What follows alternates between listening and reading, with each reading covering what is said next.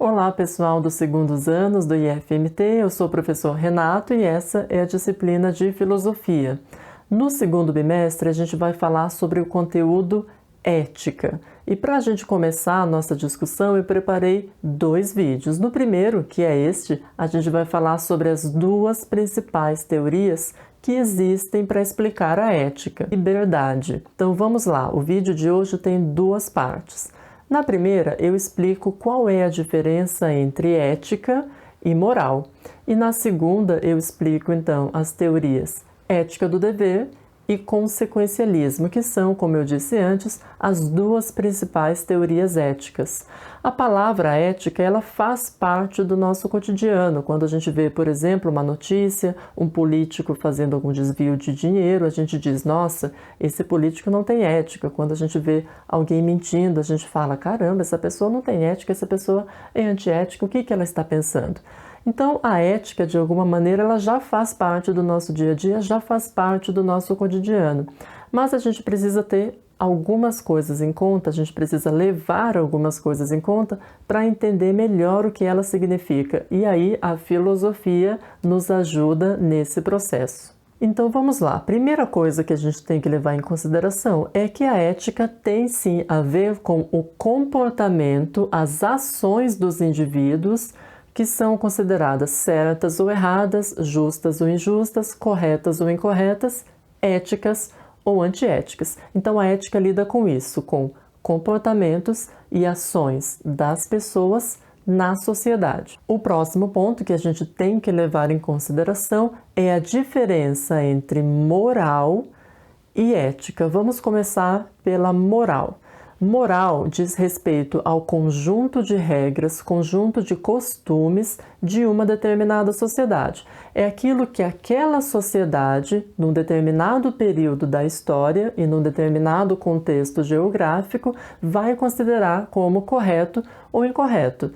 Tem várias coisas que a nossa sociedade hoje considera incorreto. Por exemplo, o roubo, a agressão física, a violência gratuita. Todas essas coisas são consideradas incorretas dentro da nossa sociedade. Aliás, não só na nossa sociedade, na maioria das sociedades também. Ao mesmo tempo, você ajudar um colega seu que está com alguma dúvida em alguma disciplina, você ajudar uma pessoa idosa a atravessar a rua, todas essas ações são ações que a nossa sociedade, a nossa cultura, os nossos costumes consideram corretas. Então, as atitudes que a nossa sociedade considera corretas, a gente vai chamar de atitudes morais. E as atitudes como roubar, agressão física, violência, que eu falei antes, que a nossa sociedade considera como incorretas, a gente vai chamar de imorais. Muito bem, agora a gente precisa levar em consideração para entender a moral o seguinte: a moral ela varia de acordo com o tempo, isto é, ao longo da história, uma mesma sociedade vai mudando as suas regras e percepções morais. Vamos ver um exemplo? Há um determinado tempo atrás, quem sabe na época de nossos avós, era muito comum a expressão fulano fez um serviço de preto, para dizer que essa pessoa fez um trabalho mal feito. Hoje em dia, quando você usa essa expressão, a maioria das pessoas já percebe, não, peraí, você está usando uma expressão racista, você não deve usar essa expressão e deveria dizer simplesmente que você fez um trabalho mal feito, você não prestou atenção suficiente no seu trabalho e que isso nada tem a ver com o serviço feito por uma pessoa branca, uma pessoa preta ou o que quer que seja. Então veja, percebe como a moral ao longo da história modificou? A sensibilidade da sociedade sobre expressões que são racistas e que não deveriam ser utilizadas mudou. É isso, há um tempo atrás era perfeitamente moral você usar esse tipo de expressão, não tinha problema nenhum. Hoje nós já enxergamos essa situação de uma maneira diferente. E que bom, nesse caso, que bom que houve essa mudança, que houve essa evolução. Ou seja, a moral ela muda ao longo do tempo, ao longo da história, mas ela muda também de acordo com o contexto geográfico. No nosso país, quando a gente está fazendo uma refeição em conjunto com familiares ou amigos, não é muito bem visto que uma pessoa pegue e dê um arroto bem alto no meio da refeição. Isso é completamente descabido, é completamente imoral para os nossos padrões da nossa sociedade hoje.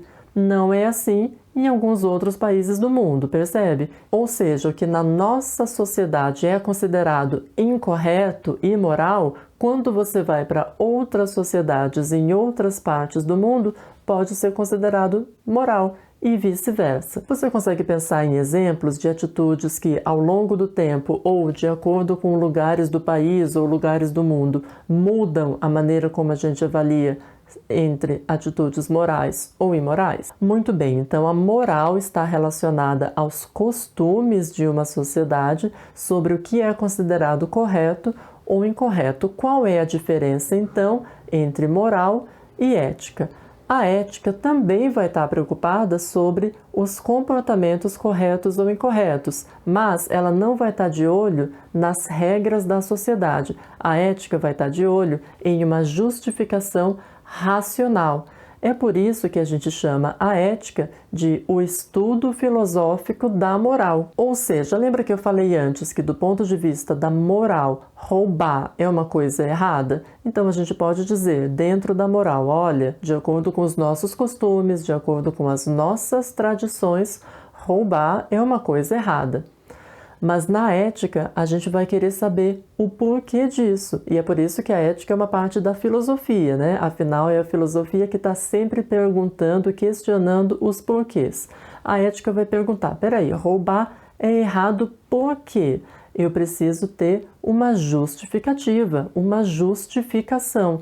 Lembra que nós falamos no bimestre anterior que o conhecimento é uma crença verdadeira e justificada, isto é, que tem uma justificação, uma base, um fundamento racional? É isso então, aqui na ética, como é um estudo, é um conhecimento filosófico, a gente vai estar preocupado com a justificação. Por que determinados comportamentos são classificados como corretos e por que determinados comportamentos devem ser classificados como incorretos. E veja, lembra que a moral estava relacionada ao tempo e ao espaço específico? A moral muda ao longo da história e muda de país para país, de lugar para lugar? Veja, a ética não é assim. A ética é universal, justamente porque ela está preocupada com argumentos racionais. Quando você dá um argumento racional, todo mundo consegue entender, independente de essa pessoa estar morando no Brasil, em outro lugar, de ser atual ou um tempo futuro. Muito bem, então até aqui nós vimos que a moral são as regras de comportamento de uma sociedade e que a ética é a parte da filosofia que vai buscar justificação racional para a gente entender por que algumas coisas são corretas e algumas coisas são incorretas dentro do comportamento humano. Então agora a gente vai para as duas principais teorias éticas que tentam explicar, afinal de contas, como que a gente consegue justificar aquilo que é correto e aquilo que é incorreto. Primeira teoria ética é a ética do dever. E como que ela funciona? A ética do dever está preocupada em encontrar regras universais de comportamento. Veja, universal significa que vale para todo mundo. Então é mais ou menos assim: ou todo mundo pode fazer determinada ação, ou ninguém pode. Ou eu devo, ou eu não devo. E essa regra vale para todo mundo. O principal filósofo da ética do dever é o Kant. E vamos ver uma frase um pouquinho adaptada dele para a gente entender como a ética do dever funciona com essas regras universais que valem para todo mundo. A frase diz o seguinte: haja unicamente de tal modo que sua ação possa se converter em uma lei universal.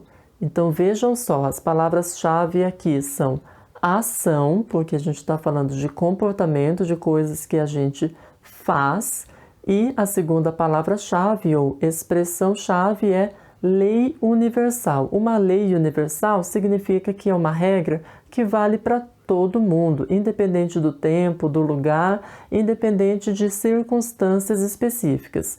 Então vamos ver dois exemplos para entender melhor como tudo isso funciona. O primeiro exemplo é o exemplo da mentira. Será que mentir é uma coisa ética ou é uma atitude antiética. Para a ética do dever, a gente tem que fazer o seguinte teste. Primeiro, a gente deve pensar o seguinte: bem, quando você está diante de uma situação que você quer contar uma mentira para um professor, para um parente seu, ou sei lá, alguma circunstância que seja, você deve pensar o seguinte: bem, como que seria a sociedade se todo mundo agisse da maneira como eu estou querendo agir agora? Ou seja, como seria a sociedade se todo mundo mentisse? Bem, seria uma sociedade muito difícil, né? Porque aí, se todo mundo está mentindo, eu não posso confiar em ninguém, não tenho nem como fazer um contrato ou ter nenhuma relação de amizade, de confiança. Bem, seria bem complicado, não é? E aí, qual é a conclusão, então, que a ética do dever chega? Então, não mentir é um dever universal. A regra é não se deve mentir. E como a gente está falando, de novo, de uma regra universal, todo mundo deve seguir. Não interessa se você quer mentir por uma boa causa, não interessa se você é só uma mentirinha pequena, não. Para a ética do dever é tudo ou nada. Ou todo mundo pode, ou ninguém pode. Então pronto, desse ponto de vista, mentir é incorreto sempre, é antiético sempre, porque a regra ética universal vai dizer que não se deve mentir. O segundo exemplo é bem parecido. Vamos dizer que você está diante de uma situação que você fez uma promessa para um amigo seu, mas aí aconteceram algumas coisas no meio do caminho e você quer quebrar essa promessa. Vamos dizer que um amigo contou um segredo para você e você está com vontade de passar esse segredo para frente, mesmo que você tenha prometido que não ia contar para ninguém. É o mesmo raciocínio, você deve pensar, bem, como seria a sociedade se todo mundo quebrasse as promessas que faz? A mesma coisa do exemplo anterior, seria uma sociedade caótica que ninguém confiaria em ninguém. Portanto, a regra universal que sai disso é: não se deve quebrar promessas, ou, no jeito positivo, né, deve-se cumprir as suas promessas. E veja, a ética do dever é tudo ou nada, ou todo mundo pode, ou ninguém pode. Então, todo mundo deve cumprir as suas promessas. E todo mundo deve não mentir. Ou seja, se fizer o contrário do que diz essa regra, é antiético. Se fizer dentro do que diz essa regra, é ético. Ou seja, recapitulando então, ética do dever vai aplicar esse raciocínio que tem o nome de imperativo categórico. E veja, imperativo porque é uma coisa que manda, que ordena, que coloca uma regra. E categórico porque não é condicional, não é que eu devo cumprir minhas promessas de vez em quando, que eu não devo mentir, mas de vez em quando eu posso. Não, é tudo ou nada porque a gente está falando de deveres éticos. E aí não se abrem exceções. Quando a gente compara a ética do dever com o consequencialismo, que é a segunda teoria ética, fica mais fácil para a gente entender fazendo essa comparação, então vamos logo a ela.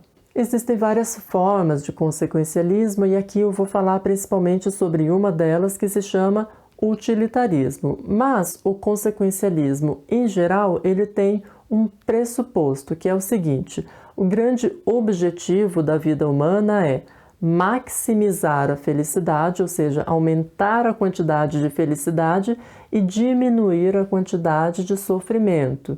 Então, esse é o grande objetivo. E a definição de quais são os comportamentos éticos ou antiéticos vão ter que levar em conta esse objetivo, que é aumento da felicidade e diminuição do sofrimento. Então, vamos ver o que o grande filósofo Peter Singer, que é um dos principais defensores do consequencialismo, diz a respeito disso. Veja lá. Os consequencialistas não partem de regras morais, mas de objetivos.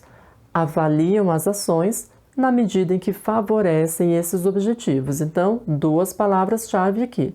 Não partem de regras morais. A gente acabou de falar de ética do dever, que fala que a ética nos dá regras universais. Então, aqui, consequencialismo não é regra. Então, a gente já nota a diferença.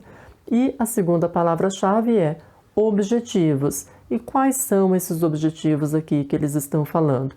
São justamente aquele de maximizar a felicidade e diminuir o sofrimento. Ou seja, as atitudes éticas são aquelas que aumentam a felicidade, diminuem o sofrimento para todas as pessoas envolvidas naquela atitude, e as ações antiéticas fazem o contrário, elas vão aumentar o sofrimento e diminuir a felicidade daquelas pessoas envolvidas naquela atitude.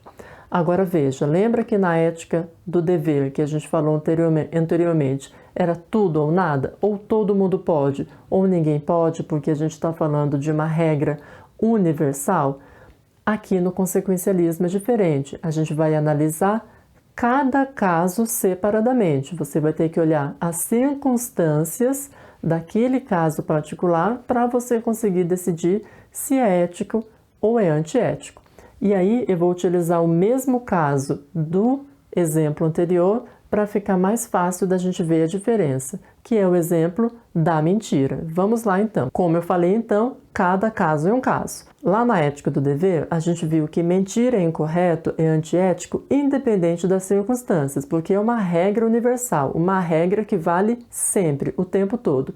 Aqui é diferente no consequencialismo. Para a gente decidir se aquela mentira é eticamente defensável ou é eticamente permissível ou se ela é antiética, a gente precisa ver o caso específico. Então, vamos analisar o caso da mentira de acordo com o consequencialismo. Vamos pensar num caso assim. Tem um político que quer ser eleito prefeito e aí ele promete para a população que vai investir em obras para melhoria dos postos de saúde, das escolas e de tudo mais. A população vai lá, vota nesse político e quando ele é eleito, ele não faz nada daquilo que prometeu. Veja, então essa mentira dele, essas promessas que ele fez sem a intenção de cumprir, prejudicam uma grande parcela da população, ou seja, elas diminuem a felicidade dessas pessoas e aumentam o sofrimento delas. Então, essa atitude, né, da mentira desse político vai ser considerada antiética. E veja, a gente não está falando de uma regra aqui, a gente está falando das consequências concretas daquela ação. É assim que o consequencialismo vai analisar. Vamos para outro exemplo. Vamos dizer que eu tenha uma empresa e aí tenho uma outra empresa concorrente que seja um restaurante. Eu tenho um restaurante e outra pessoa tem outro restaurante. Aí eu espalho aí um boato, uma fake news na internet de que tem barata dentro da comida lá daquele outro restaurante, faço um vídeo, um negócio lá anônimo, espalha para todo mundo e a outra empresa vai à falência. Quais foram as consequências dessa ação? Péssimas, né? Aumentou muito o sofrimento e diminuiu completamente a felicidade dessas pessoas envolvidas nessa ação. Ou seja, nesses dois casos que eu falei, a mentira vai ser antiética do ponto de vista do consequencialismo, porque, repito, você vai analisar quais são as consequências geradas pela sua ação. No caso do político, teve consequências ruins para a população, então é antiética. E no caso meu, supostamente, né, espalhando uma fake news sobre um concorrente, também essa mentira que eu fiz vai ter consequências muito ruins para as pessoas envolvidas na minha ação. Agora vamos pensar um caso um pouquinho diferente. Vamos dizer que você seja vizinho e seus vizinhos aí sejam dois amigos que dividem um apartamento. E, por alguma razão lá, alguém deixou a louça na pia ou esqueceu de fechar a geladeira, o pessoal lá começa a brigar e um desses vizinhos, que é seu amigo, se esconde na sua casa e fala assim: olha, o meu colega de apartamento, ele tá meio doido da cabeça, que ele ficou com muita raiva, tá querendo aqui, ó, partir para violência, partir para agressão. Você deixa eu me esconder aqui na sua casa? E você, não, pelo amor de Deus, se esconde aí, se enfia aqui num canto, né, para não ter aí um problema maior. E aí chega o outro vizinho, né, colega de apartamento, que está aí possesso de raiva, querendo mesmo ir para a violência, ir para a agressão física, e lhe manda uma mensagem de WhatsApp: ei, meu colega de apartamento está aí escondido com você? Veja, aí você está diante dessa situação, tá ajudando o seu colega, né, que foi se esconder porque o negócio estava muito difícil lá, mas você está diante de alguém que está perguntando: você sabe onde é que está esse colega de quarto, esse colega de apartamento? Você sabe, mas você pensa: poxa, o que vai trazer melhores consequências? Eu falar a verdade e de repente o cara vir aqui invadir minha casa, louco de raiva, querer dar porrada lá no cara, ou eu ficar de boa e não contar a verdade nesse caso? E deixar que, quando as coisas estejam mais calmas, quando a pessoa lá esfria a cabeça, a coisa seja resolvida. Bem, parece que esse segundo caso de contar uma mentira para ajudar um amigo, nesse caso, será a melhor opção, porque vai trazer melhores consequências para todas as pessoas envolvidas. E contar a verdade, nesse caso, pode gerar consequências muito violentas. Percebe, então, que dentro do consequencialismo, nesse caso, a mentira vai ser a coisa certa a fazer. Mas nesse caso, nos outros casos anteriores que eu falei, ou em outros parecidos, a mentira vai ser completamente antiética, porque vai prejudicar outras pessoas. Então, o consequencialismo, você vai ter que olhar sempre as consequências dessa atitude. Será que elas vão trazer benefícios ou vão trazer malefícios? Se forem trazer benefícios, beleza.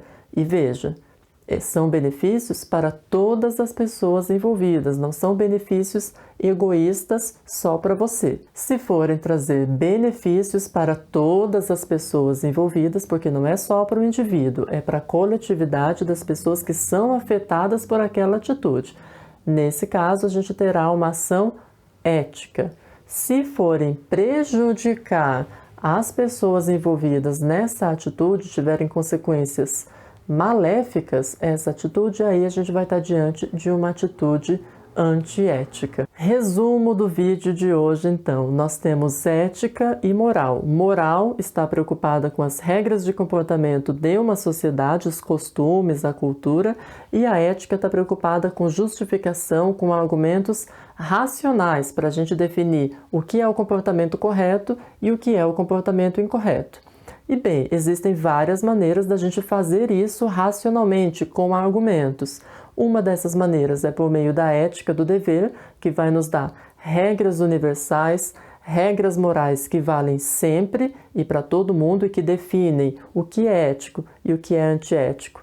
Desse jeito, ou tudo ou nada, ou a gente pode ir para uma outra abordagem, para uma outra linha de raciocínio, que é o consequencialismo. Você tem uma ação, você pensa as consequências dessa ação e avalia. Será que são consequências que aumentam a felicidade, diminuem o sofrimento ou não? Bem, se aumentarem a felicidade, diminuírem o sofrimento para todas as pessoas envolvidas, ação ética. Se fizerem o contrário, ação antiética. Para a gente treinar essas coisas todas, vou deixar no material de vocês e também aqui embaixo na descrição do vídeo alguns exemplos para vocês avaliarem se, de acordo com a ética do dever e de acordo com o consequencialismo, esses exemplos que eu coloquei aqui embaixo são exemplos de atitudes éticas ou atitudes antiéticas. E o mais importante aqui é dizer por quê. Porque, repito, ética significa justificação. É certo? Por que é certo? É errado? Por que é errado? Não é simplesmente porque a sociedade disse, porque é uma tradição, porque está numa religião tal. Não, isso é o assunto da moral. Na ética, a gente lida com justificativas racionais. Então, escolha um dos exemplos que eu coloquei aqui embaixo para treinar e depois a gente continua no próximo vídeo.